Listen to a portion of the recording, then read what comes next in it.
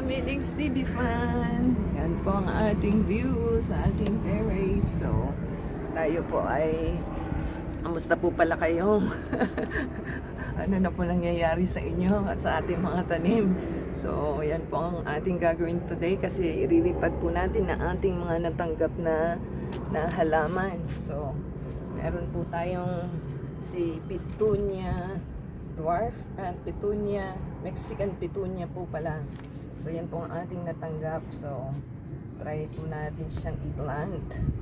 At nakasealed pa po ang ating halaman. So, try po natin tanggalin. Sana matanggal natin. Lang natin alam kung paano tanggalin kasi nakasealed nga siya. Sealed pa po ang ating items. So, ito po ay galing kay sa store ni The Elia Shop. So, ang dito is may flower siyang violet. Ang ating halaman is magkakaroon ng violet na na flower. So try po natin kung ano ba kasi dalawang stem ata ito. So yan po ang ating titingnan kung 2 stem ba siya o 1 stem lang. Mahirap hindi natin nakuha agad ang ating items. Ay dahil itayin lang po natin. So ayan, nabuksan na po natin siya. Dito lang po alam kung matitibag pa natin yung kanyang ugat o hindi. So hayaan na lang po kaya natin. Kasi mukhang pa yung niya. Tingnan po natin kung mabubuksan natin siya. Kung ba ang kanyang ugat. Kung mahihirapan tayo. Yan, hintayin po natin at ating kunin kung magkahiwalay sila. Kung may ugat siya o hindi. Yan.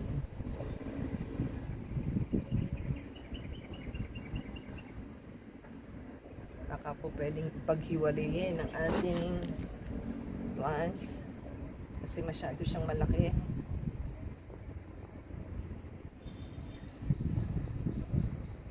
So, tayin lang po natin at kung makukuha natin ang ugat niya. Yan, pareho naman po may ugat. So, pwede naman po siyang i-separate yan. Pwede po natin kunin yung mga ugat niya. Yan. Tayin po natin. Yun, higit na po natin. So, pwede na po natin itanim yung isa sa magkaiba po. Tayin po natin at ating itatanim na sa loob yung isa. Yan. Pwede na po siya sa isang ganito, paso. At tabunan lang po natin siya. Yan. Dagdagan po natin at para po tumayo ang ating halaman.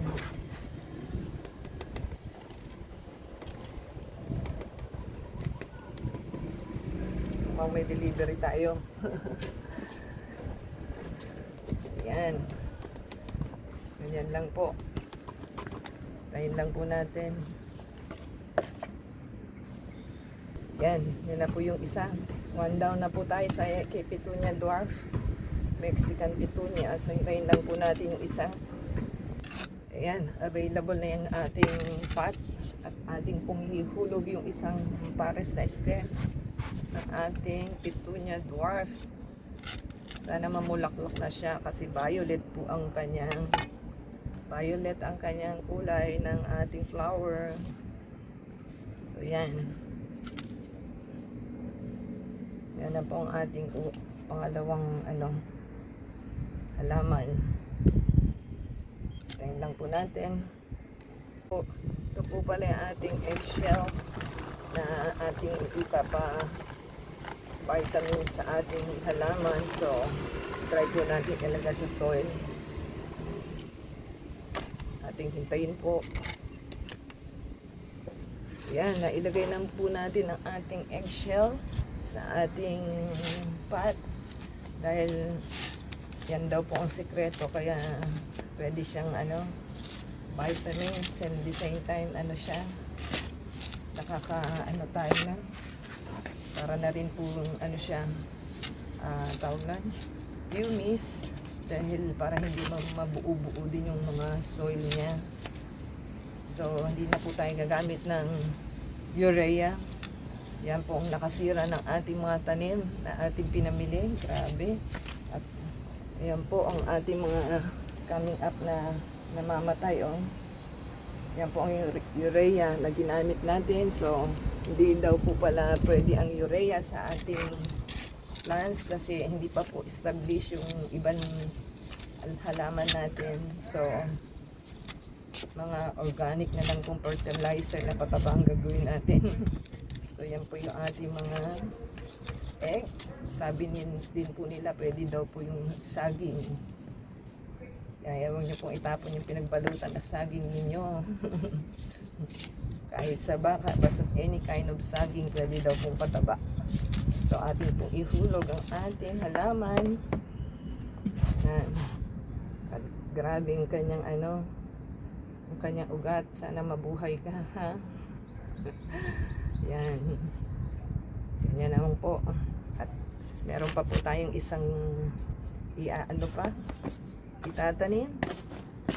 At sabay po silang dumating. So, ihabol po natin sila sa ating para po mabuhay na ang ating halaman. Yan. Yan. Buhay ka, ha? Ayan po natin. Ayan, meron na siyang pausbong na buds. Yan po ang ating petunia dwarf. Yan. Pangalawa na po yan. Sintayin po natin at ating diligan ng tubig. Yan. Para mabuhay na siya.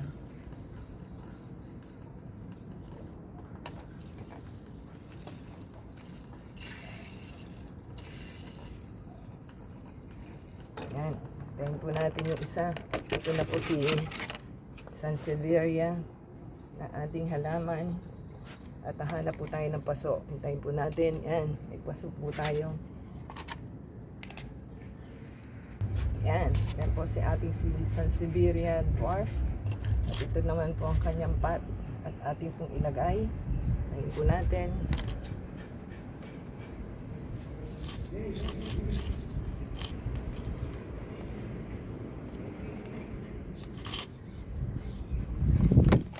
Ayan. Tabunan na po natin siya at nang mabuhay na. Tayo po natin. Ayan, nakatapos na po tayo kay Sansevieria dwarf at saka kay petunia. Ayan po yung dalawa. So, give us the thumbs up po. Comment down below. And add us sa Facebook, Twitter, TikTok, and Instagram. And play po ang ating video for your support from beginning to end. So, antabayanan nyo pa po at marami pa tayong vlog. Until next time po. God bless everyone.